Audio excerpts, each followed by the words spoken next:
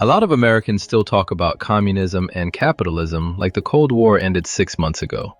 And honestly, I didn't fully realize how outdated some of our assumptions were either until I started traveling internationally more.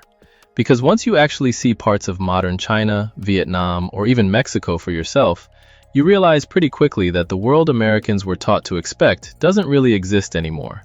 If you grew up during the Cold War, the framework made sense. The Soviet Union was the enemy, China was poor, Vietnam meant war. America represented freedom, capitalism, and opportunity.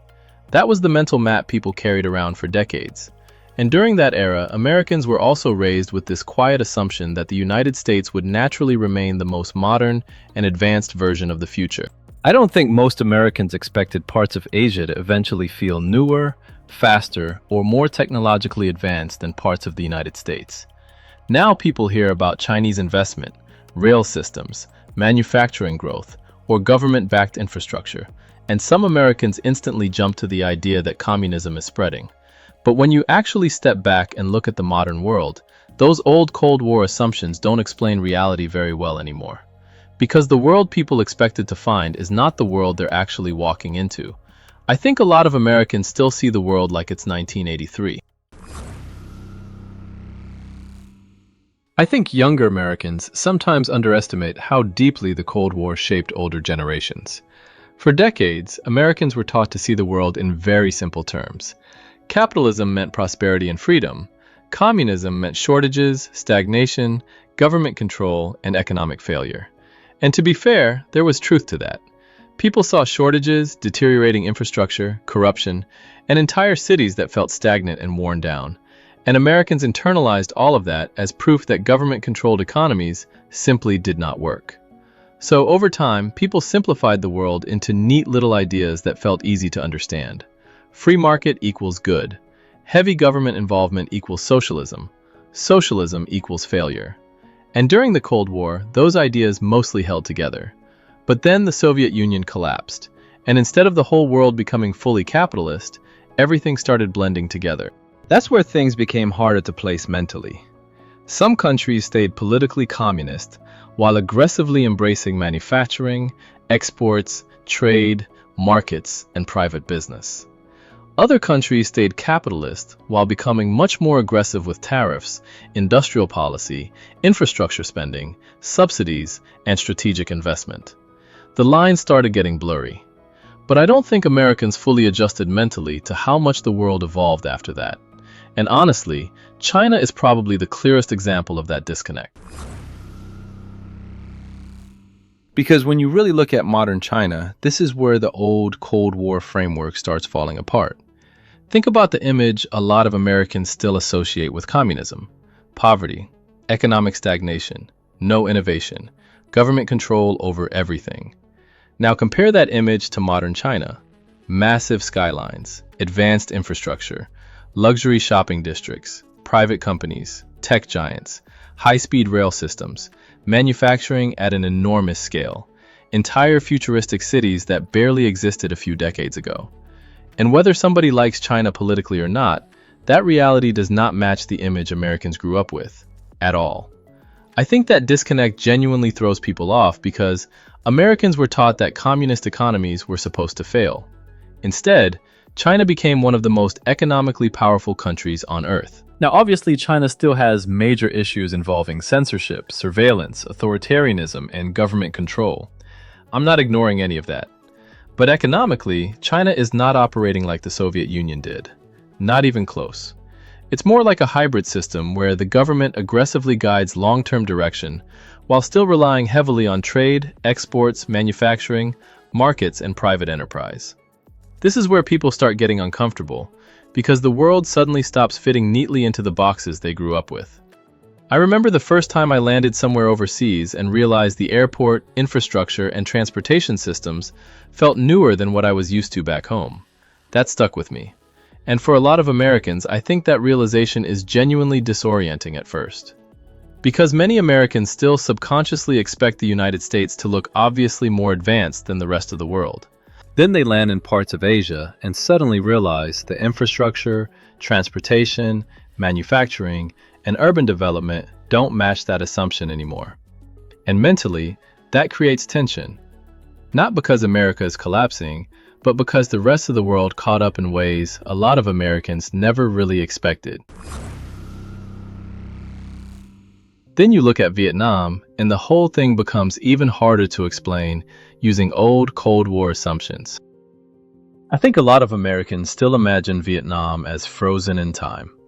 War imagery, poverty, communism, that sort of thing. But then people actually go there now, and it completely disrupts their expectations. You land in Ho Chi Minh City, and it feels young, energetic, modern, and fast-moving. There's construction everywhere, coffee shops packed with young professionals, foreign investment pouring in, tourism booming, manufacturing growing rapidly, American companies building products there. And people come back genuinely surprised because it does not match the mental image they were expecting. I think that reaction says a lot, because many Americans still think of countries like China or Vietnam as permanently behind the United States. Then they actually travel there and realize parts of those countries now feel newer, faster, cleaner, and more modern than what they're used to back home. And I think that's psychologically difficult for some Americans to process, because it clashes with assumptions people have carried around for decades. And the thing that really makes people uncomfortable is realizing America itself doesn't fully fit those old assumptions anymore either. Because this is usually where conversations like this start getting awkward. The second somebody says modern economies are more blended than people realize, people immediately assume you're attacking capitalism. That's not what I'm saying. I'm saying the modern world is far more complicated than the old Cold War binary Americans grew up with. Even countries that strongly believe in free markets still rely heavily on government involvement in certain areas. The United States does this too. Infrastructure spending, military contracts, tariffs, industrial incentives, farm subsidies, Federal Reserve intervention, strategic investments. That is, government involvement in the economy. And the weird part is, most Americans don't even think of it that way, because people are used to seeing their own system as simply normal. Meanwhile, countries Americans criticize for being socialist or communist are competing aggressively inside global capitalism. That's why those old assumptions start feeling strange now. Because the argument today is less about capitalism versus socialism and more about who is building factories, controlling supply chains, investing in infrastructure, dominating manufacturing, and positioning themselves economically for the next 20 years. That's the real competition now. And honestly, this affects ordinary Americans more than people realize through jobs, wages, infrastructure, technology, and long-term competitiveness. While Americans are still arguing over ideological labels from the Cold War, other countries are aggressively positioning themselves for the next version of the global economy. And that's a big part of what's happening in Mexico right now, too. This is one reason I think Americans sometimes misunderstand what's happening in Mexico. People hear about Chinese investment, rail projects, manufacturing growth, or Asian companies moving production there, and some Americans immediately interpret it through a Cold War lens. They start talking about communism spreading into Mexico. But when you step back and really look at what's happening, that's not what this is. This is globalization, nearshoring, manufacturing competition, supply chain restructuring. Mexico is becoming strategically important because of geography, labor, trade access, logistics, and industrial growth potential. Countries all over the world recognize that. China sees it, Japan sees it, South Korea sees it, the United States definitely sees it. That's why you're seeing more factories, more industrial parks, more infrastructure projects, more trade investment, and more manufacturing partnerships. And honestly, this creates another psychological disconnect for Americans too, because a lot of Americans still mentally place Mexico into this category of developing country and never really revisit the assumption. Meanwhile, global manufacturers increasingly see Mexico as one of the most strategically important economies in the world. Mexico matters far more economically today than it did 30 years ago. A lot more. And this matters for regular Americans too, because manufacturing, trade routes, supply chains, infrastructure, and industrial investment all affect long-term economic stability and competitiveness. That's why this conversation matters beyond politics. I think this is one reason international travel surprises Americans so much now. People were taught to expect one version of the world, and then they actually go out and see something completely different. You go to parts of Asia and see infrastructure that feels futuristic, modern airports, high-speed rail, massive manufacturing zones, dense urban development, technology everywhere. And it clashes with assumptions people have been carrying around for decades. Meanwhile, countries like Mexico are modernizing economically and industrially too. And I think a lot of Americans are still trying to interpret all of this using a worldview built during the Cold War, a worldview built for 1983.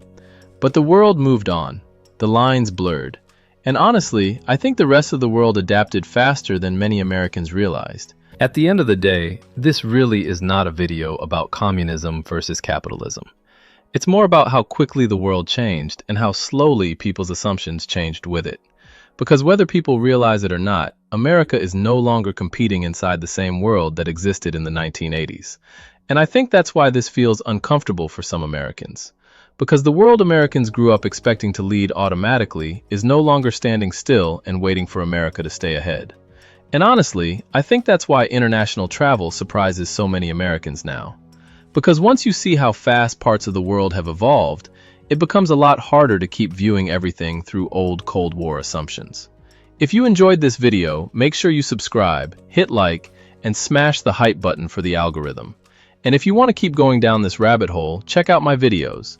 The Third World Changed, Americans Didn't, and Has Mexico Replaced the American Dream? Because a lot of the world Americans think they understand has changed dramatically over the last 30 years.